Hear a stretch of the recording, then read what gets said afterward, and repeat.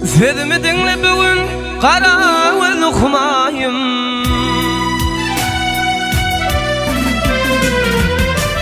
Sözümü dinle bugün kara ve lukmayım. Aydayın men arzımı ey mehriban bozfanım. Bulaydım ey aydan son bulmaz benim kararım. Ne beyle yakyan beni ey mehriban bozfanım. Bulaydım ey aydan son bulmaz benim kararım. Ne beyle yakyan beni ey mehriban bozfanım.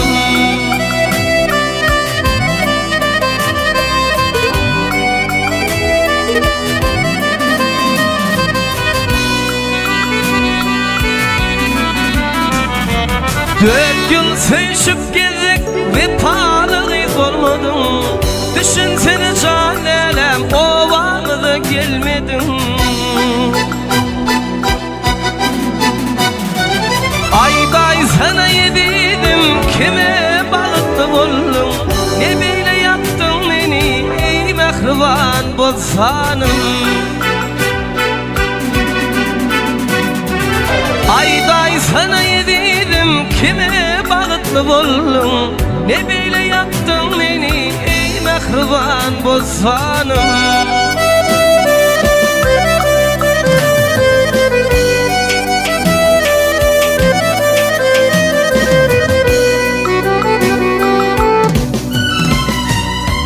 Banşoğlan bulaydım sana bircik yadına. Seyir kıydım düşünür ente onun aklıda. İlk baltım alırdım bol bol emin ızlayan. Ne böyle yaptın beni ey mehriban bozfanım. İlk baltım alırdım bol bol emin ızlayan. Tutar mağlar bugün ey mehriban bozfanım.